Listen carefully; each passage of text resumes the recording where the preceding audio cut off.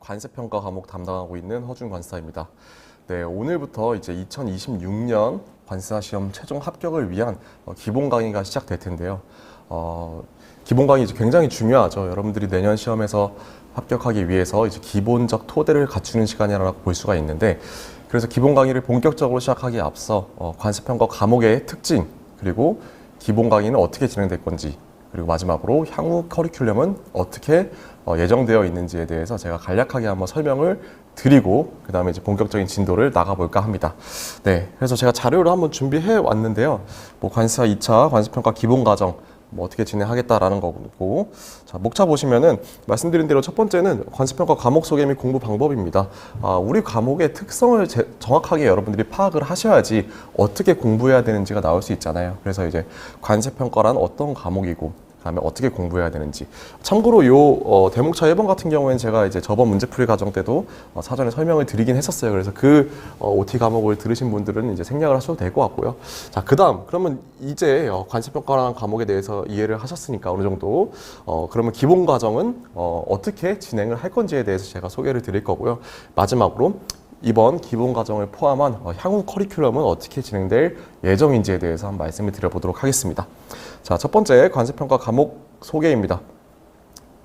자, 관세평가 과목 소개 보시면은 기초적인 내용이에요. 그렇지만 우리 과정이 이제 기본 과정인 만큼 관세사 시험 2차에 대해서 처음 접하시는 분들도 많으실 거잖아요. 그래서 이런 부분에 대한 설명이 좀 반드시 선행되어야 된다고 생각을 합니다. 자, 1번 보시면은요. 과세 가격을 정하는 과목이라고 되어 있어요. 과세 가격. 과세 가격이 뭐냐라고 하면 한마디로 우리가 지금 여러분들이 관세사가 되고 싶은 거잖아요. 관세에 대한 전문가가 이제 관세사죠. 그럼 관세가 어떻게 산출되는지를 보면요. 지금 PPT에 준비되어 있긴 하지만, 자, 관세는 과세 가격에 관세율을 곱하게 됩니다. 자, 그렇기 때문에 우리는 어떤 학문이라고요? 이 과세 가격이 어떻게 정하냐에 대한 논란이 많을 수가 있겠죠. 왜? 과세 가격이 바뀌면 결과적으로 뭐가 바뀌어요? 관세가 바뀌니까. 그렇죠? 과세 가격이 과도하게 낮다. 그러면 관세도 과도하게 낮아지겠죠. 그렇기 때문에 이슈가 발생할 수가 있는 거고요. 그 다음 관세율도 마찬가지죠. 관세율이 과도하게 낮다라고 하면은 결과적으로 그게 관세에 영향을 미치기 때문에 이 과세 가격과 관세율은 명확하게 우리가 명확하게 이제 규명이 되어야 되는 부분이죠. 그래서 우리가 이 두 가지 부분을 굉장히 중요하게 생각합니다. 그래서 과세 가격은 어떤 과목에서 배워요? 제가 앞으로 가르칠 관세 평가 과목에서 과세 가격을 어떻게 정해야 되는지, 과세 가격이란 뭐고 어떤 방법에 의해서 과세 가격이 확정되는지에 대해서 공부를 할 거고요. 이 관세율은 그럼 어디서 배우십니까, 여러분? 관세율 같은 경우에는 여러분들 극강의 암기 과목이죠. 관세율표 과목, 즉 HS 코드가 바로 관세율이라고 보시면 돼요. 아니, HS 코드는 HS 코드지 왜 관세율이에요? 라고 의문을 가질 수도 있지만 우리 HS 강사님께서 잘 설명해 주시겠죠. HS 코드별로 관세율이 이미 확정되어 있거든요. 그렇기 때문에 HS 코드를 정하면은 그것이 바로 곧 관세율이 확정된다라고 볼 수가 있어서 HS 코드 관세율표가 관세율을 정하는 과목이고, 우리 관세평가는 뭐다? 가격, 과세 가격을 어떻게 정해야 되는지에 대한 학문이다라고 보시면 됩니다. 그래서 1방법부터 6방법을 순차적으로 적용하며 합리적인 과세 가격을 찾는 과정이라고 되어 있어요. 자, 1방법부터 6방법이라는 게 있대요. 잘 모르겠지만 아직은. 자, 왜 이런 방법이 있을까요? 이렇게 과세 가격을 찾는 과정이 험난하다 보니까 이렇게 방법도 1방법부터 6가지의 방법으로 이제 규정이 되어 있는 거죠. 미리 말씀드리지만 1방법은 최우선적으로 적용해야 되는 방법이고, 1방법이 적용이 안 될 때 2방법, 그 다음 3방법, 4방법, 5방법, 6방법 이렇게 순차적으로 적용하게 되어 있습니다. 참고하시면 좋을 것 같고, 자, 그럼 2번 볼게요. 이제 과세 가격을 정하는 과목이 관세평가라는 건 알았는데, 자, 2번 보시면은 초반에 가장 어려움을 느끼는 과목이라고 되어 있습니다.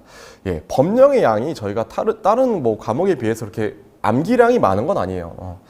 기껏 해봤자 법령이라고 해봤자 관세법 30조에서 35조, 그렇죠? 법조문으로는 5개 조항밖에 안 되거든요. 6개 조항밖에 안 되죠, 그렇죠? 그런데 이렇게 한 과목으로 나온 데는 이유가 있다. 왜냐? 법령의 양은 많지 않지만 심도 깊은 공부가 필요하기 때문이고요. 그 다음에 관세평가 법령뿐만 아니라 평가 관련된 이론, WTO 평가 협정, 그 다음에 관세평가 사례도 여러분들이 같이 공부를 해야 되기 때문에 초반에 좀 어려움을 느낄 수 있다라는 겁니다. 네, 이렇게 관세법 같은 경우에는 법 열심히 보면 되죠. 무역실무 같은 경우도 우리 뭐 CISG, 인코텀즈, UCP 딱딱 협약 위주로 보면 돼요. 근데 관세평가는 법령의 양은 많지 않은데 깊게 들어가면 들어갈수록 어려워집니다. 그래서 우리가 요즘 시험 트렌드가 또 작년에 법령만 암기해서 대응이 가능한 문제로 출제되고 있지 않아요. 한마디로 심도 깊은 공부가 필요하다는 거고요. 그래서 여러분들이 처음에 법령만 외우면 되지라고 생각을 하면은 굉장히 좀 어려움을 느낄 수 있다라고 말씀을 드리고 싶습니다. 예, 세 번째, 같은 맥락인데요. 반드시 이해가 수반되어야 되는 과목이라고 되어 있어요. 이 부분에 대해서 뭐 동의하지 않는 부분도 있더라고요. 동의하지 않으시는 분도 있더라고요. 예. 뭐 관세하시면 미처 다 암기지 뭐라고 생각하시는 분들도 있는데 물론 그런 연도도 있었어요. 관세평가 과목도 이제 법령 서술 위주로 문제가 출제됐던 경우도 없지 않아요. 그렇지만 우리는 문제가 어떻게 출제될지 모르잖아요. 문제가 사례형으로 나올 수도 있고 법령 서술형으로 나올 수도 있어요. 작년 같은 경우에는 완벽하게 사례형이었고 재작년 같은 경우에는 굉장히 높은 비율로 법령 서술 문제가 출제가 됐었고요. 근데 여러분들은 내년에 어떤 유형으로 문제가 출제될지 아시나요? 네, 모르시죠. 그렇기 때문에 단순히 법령 암기로 접근했다가는 여러분들이 큰 낭패를 볼 가능성이 있다라고 말씀을 드리고 싶습니다. 그래서 관세평가는 평가 판단을 하고요. 그 근거를 논리적으로 서술해야 되는 과목이에요. 그래서 단순히 암기 위주로 접근하면 여러분들이 처음에는 좀 공부할 만하네 라고 생각이 들다가도 언젠가는 반드시 한계에 봉착할 수밖에 없다라고 생각하시면 됩니다. 네, 마지막 4번은 이론과 사례를 함께 학습해야 되는 과목이에요. 뭐 법령, 이론뿐만 아니라 다양한 사례에 대한 평가 처리 방법에 대해 여러분들이 같이 학습을 하셔야 되고요. 우리가 기본 강의 때 제가 사례를 많이 보지는 않을 거예요. 거의 안 볼 거예요, 사실. 사례를 많이 보지는 않을 거고. 왜냐면은 사례가 밑도 끝도 없거든요. 그래서 이 밑에 써놓은 게 이 부분이에요. 이때 수업 목적에 맞는 접근이 중요하다라고 이제 제가 써놨는데 사례를 위주로 너무 보시다 보면은 정말 뭐 이렇게 우리 관세평가라는 결이 있으면은 그 결이 이탈할 가능성이 굉장히 커요. 그래서 수업 목적에 맞게 이제 사례를 여러분들이 공부를 하셔야 되기 때문에 제가 이론 과정, 이 기본 과정 때는 사례를 그렇게 다루지는 않을 겁니다. 일단 여러분들이 이제 이론과 개념을 이제 그 다음에 관세평가에 대한 관점이 어느 정도 잡히신 다음에 그 다음에 사례를 공부를 하셔야지 효과적이거든요. 그래서 어쨌든 간에 우리 관세평가는 이론과 사례를 함께 공부해야 되는 과목이다 라고 할 수 있겠습니다. 자, 다음으로 넘어가세요. 그러면은 관세평가 공부는 어떻게 해야 되냐, 공부의 방향성을 어떻게 잡아야 돼야 되냐라는 내용입니다. 첫 번째, 단계적 학습이에요. 한꺼번에 다 여러분들이 학습하시면은 머리가 터지시겠죠. 그래서 이론과 법령을 먼저 공부하고요.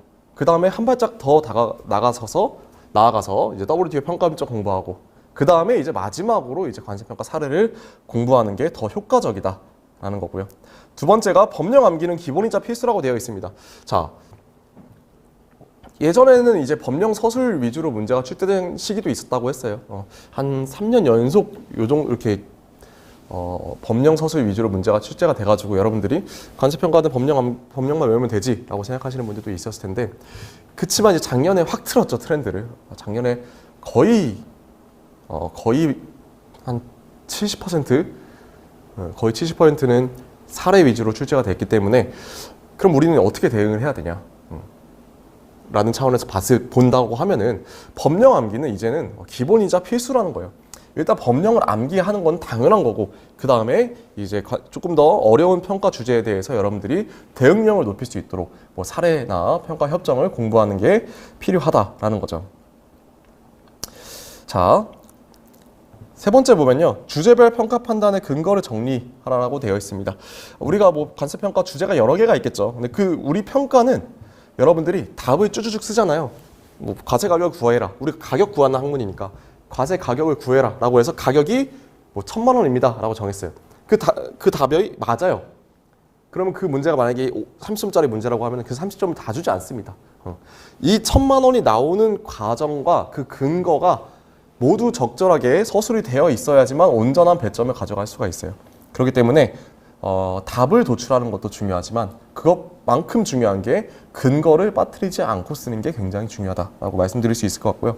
그래서 이제 평가 주제별로 판단의 바탕이 되는 근거나 키워드를 정리해서 실제 시험에서 근거나 키워드들을 빠짐없이 여러분들이 서술하는 게 굉장히 중요합니다.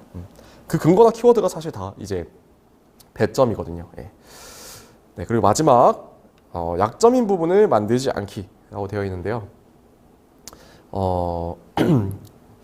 안타깝게도 지엽적인 부분에서도 이제 출제가 되고 있어요. 우리 평가도 마찬가지로.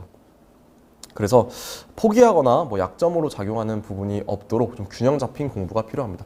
이 부분은 사실 약점인 부분을 만들지 않기는 저는 관세 평가 과목뿐만 아니라 모든 우리 2차 4과목을 통틀어 봤을 때도 약점인 과목을 만들지 않는 것도 저는 굉장히 중요하다고 생각을 하거든요. 그래서 여러분들이 지엽적인 부분이 나올 수 있어요. 나올 수 있어서 아예 근데 이제 지엽적인 부분이 좀 많다 보니까 여러분들이 공부하시기에 좀 부담이 되시잖아요. 그래서 제가 항상 수험생들한테 어떻게 얘기하냐면은 지엽적인 부분을 버리지만 말아라 라고 얘기를 합니다. 어차피 우리가 앞으로 해야 계속 내년 6월까지 할 거는 뭐냐면 회독이거든요. 계속 한 번, 두 번, 세 번, 네 번. 지금은 3달에 한 번을 보겠지만 여러분들 내년 6월에는 일주일에 한 번, 3일에 한 번은 볼 수 있어야 돼요. 적어도. 그렇죠? 그래서 어차피 계속 읽어 나갈 거기 때문에 좀 지역적 부분이라고 할지라도 여러분들이 버리지 말고 계속 읽다 보면은 낮은 확률이지만 그 주제가 시험에 나왔을 때 다른 사람보다는 조금 더 대처할 가능성이 높다라는 거죠. 네. 그렇게 해서 버리지만 말고 부담 없이 독서하듯이 읽어라 라고 저는 얘기합니다. 네. 그래서 우리 과목에서 약점을 만들지 않는 것도 굉장히 중요한 부분이다라는 것도 같이 체크해 주시면 좋을 것 같습니다.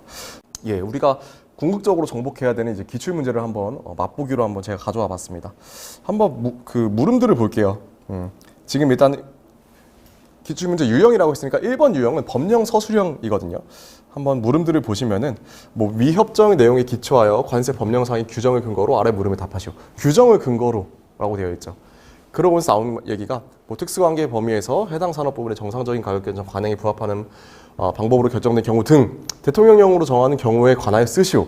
이게 뭐예요? 대통령령으로 정하는 경우가 시행령에 규정이 되어 있겠죠, 우리. 그렇죠?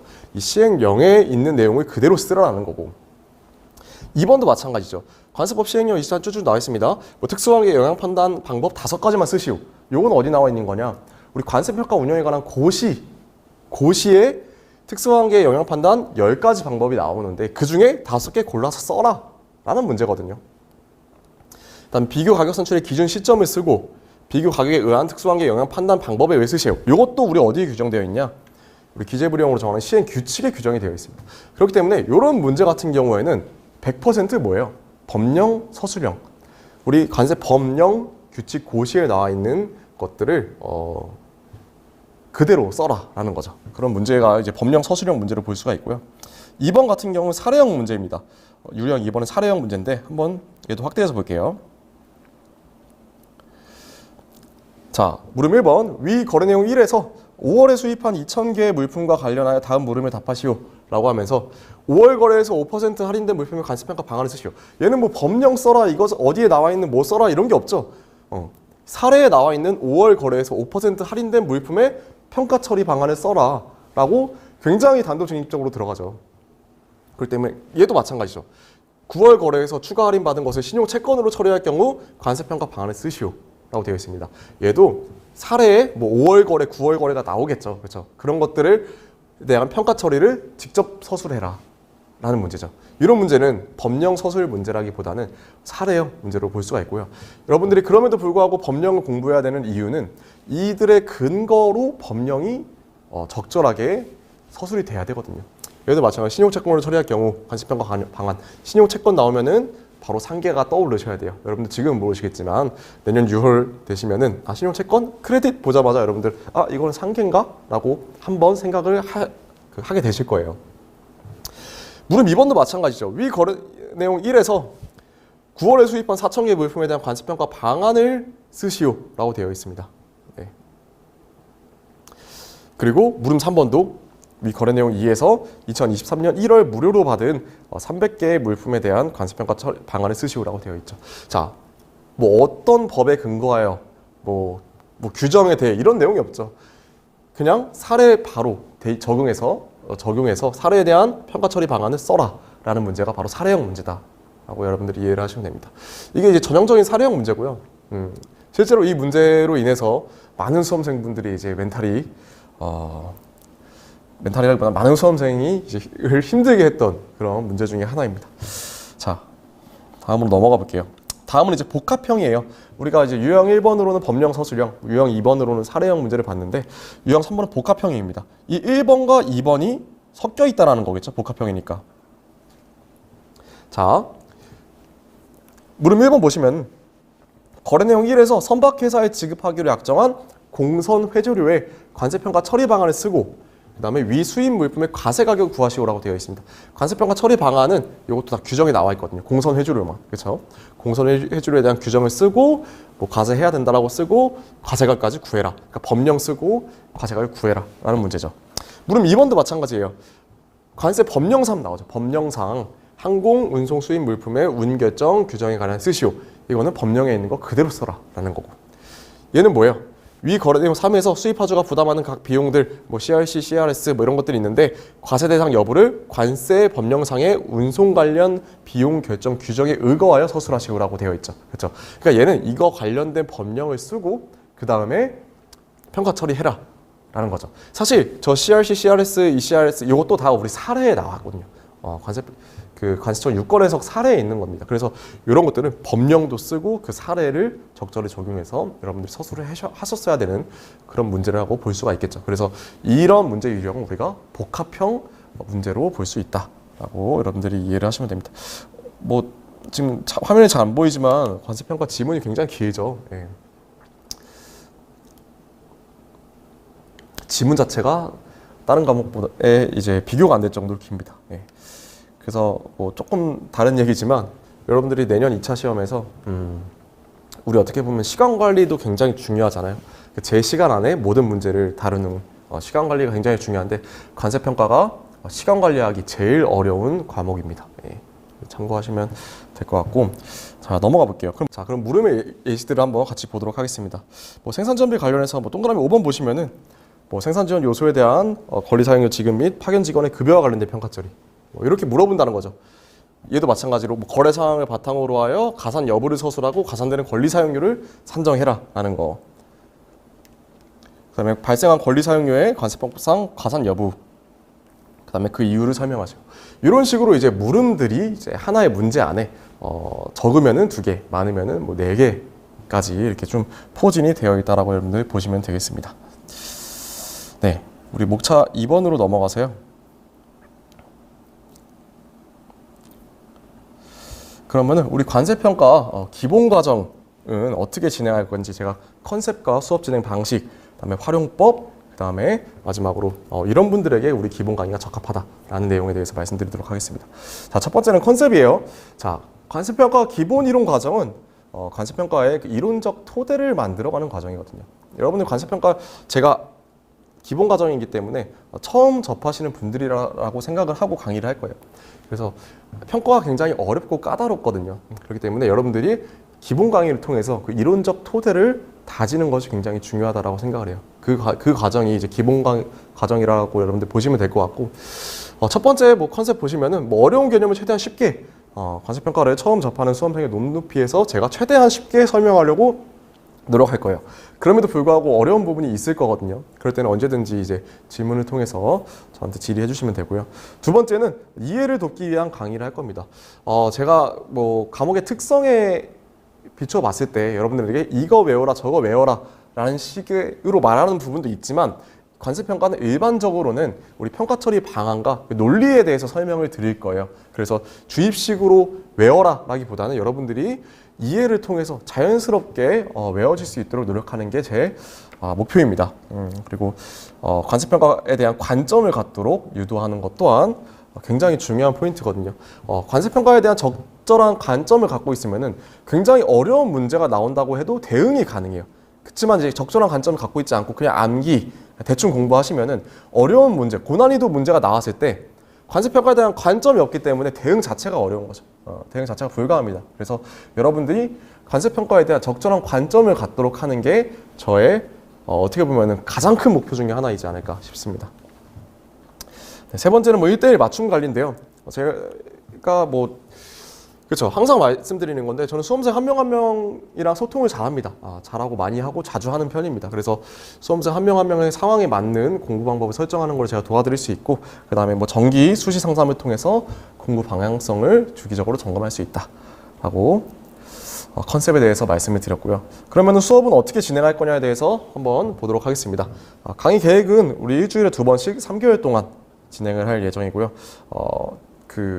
하루에 3시간씩 3차시씩 강의를 할 거기 때문에 총 72차시가 되더라고요. 거기다가 이제 만약 플러스 알파로 제가 조금 뭔가 진도가 미진하거나 좀 보충해야 될 내용이 있다라고 싶으면은 72차시에서 조금 더 보강을 할 수도 있다라는 점. 그리고 교재 보시면은 기본서 이제 좀 있으면 출간이 되는데 더 베스트 관세평가라고 이제 얼마 전에 이제 완성이 된 원고가 있습니다. 그 원고를 통해서 제가 강의를 할 거고요. 그 다음에 법령집도 만들었어요. 법령집도 이제 색깔로 구분되는 관세평가라는 법령집인데 이 법령집 굉장히 공을 많이 들였고 수험생들이 반응이 좋더라고요. 좀 의아하잖아요. 색깔로 구분되는 관세평가다. 관세평가 법령집이다. 잘 이해가 안 되실 수 있는데 한번 보시면 어떤 의미냐면은 이렇게 우리가 이제 법령 규칙 고시의 흐름으로 이제 법령이 구성이 되어 있어요. 그러니까 법은 법에서 디테일한 거를 다 규정할 수 없으니까 일부는 시행령, 대통령령으로 규정을 해. 대통령령에서 또 다 규정할 수 없으니까 일부는 또 시행규칙. 그거 또 규칙에서 다 규정할 수 없으니까 관세청장이 정하는 고시. 이런 순서대로 우리가 이제 법령에서 이제 위임한다고 하거든요. 법에서 령으로 혹은 법에서 규칙으로 이렇게 위임한다라고 하는데 그 위임하다 보니까 아니 우리 법령에는 이런 식이에요. 대표적으로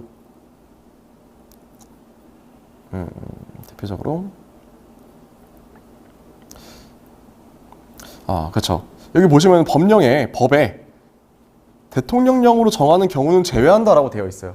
그러니까 대통령령으로 정하라는 거죠. 뭔지는 모르겠지만 어쨌든 무슨 이 경우 등에 대해서는 법에서 규정하기는 너무 이제 디테일한 부분이니까 대통령령으로 정해라라는 거죠. 그럼 대통령령, 시행령에 뭐가 있겠어요? 이 경우에 대해서 있을 거잖아요. 이 경우가 어디 있냐? 바로 이 부분입니다. 대통령령으로 정하는 경우란이라고 해서 시행령에서 설명을 하고 있죠. 제가 요거를 다 이제 색깔로 구분을 해서 여러분들이 시각적으로 바로바로 따라갈 수 있도록 제가 분류를 해놨습니다. 얘는 이제 조금 법령 양이 얼마 안 되기 때문에 여러분들 와닿지 않을 수 있는데 요 정도 되면 좀 확실하죠. 그렇죠? 대통령령으로 정하는 특수관계는 시행령에 바로 따라올 수 있도록 그 다음에 해당 산업 부분의 정상적인 가격 개선 가능에 부합하는 방법은 마찬가지로 파란색으로 체크해서 바로 여러분들이 시각적으로 따라가실 수 있도록 이렇게 해서 제가 법령집을 만들었어요. 그렇게 해서 여러분들이 법령을 공부하시는데 굉장히 효율적이고 시간을 좀 단축시킬 수 있지 않을까라는 생각이 듭니다. 그리고 마지막으로 필요할 때 제가 추가 프린트물은 제공할 예정입니다. 자, 수업 진행 방식은 일단 기본 이론, 기본서를 통해서 이제 주제별로 개념과 평가 이론에 대해서 강의를 하고요. 그 다음에 이제 법령집을 통해서 법령 정리를 할 거예요. 우리가 기본 이론에 대해서 이렇게 배웠는데 하나의 주제에 대해서 이렇게 배웠는데 법령에는 이런 식으로 규정이 되어 있다. 이런 식으로 규정이 되어 있고 특히 이제 법령 규칙 고시의 체계가 어떻게 구성되어 있는지를 바탕으로 제가 설명을 드릴 계획입니다. 그다음 마지막으로 WTO 평가 협정에 대해서 우리가 기본 강의 때 공부를 할 거예요. 그래서 일단은 여러분들에게 이론을 설명하고 배경을 설명하고 여러분들이 이해시킨 다음에 그 다음에 법령 정비를 통해서 우리나라 법령의 틀은 어떻게 구성되어 있는지 설명을 하고, 마지막에 그럼 그 주제에 대해서 우리 WTO 평가 협정에서는 그럼 어떻게 설명을 하고 어떻게 해설을 하고 있는지, 요 흐름으로 우리 기본 강의가 진행될 거다라고 생각을 하시면 됩니다. 여러분들이 그러면 기본 과정을 어떻게 이제 활용하셔야 되는지 제가 개인적인 생각을 말씀드리면은, 여러분들 강의 수강하시기 전에는 그냥 기본서를 독서하듯이 한번 읽고 오세요. 그것만 해도 훨씬 도움이 많이 되거든요. 그래서 강의 수강하기 전에는 부담은 내려놓고 그냥 기본서를 독서하듯이 읽고 오셔라. 그리고 강의 수강하실 때는 각 주제별 개념에 대한 이해를 중점으로 여러분들 학습을 하시고요. 저도 이해를 중점으로 강의를 할 거예요.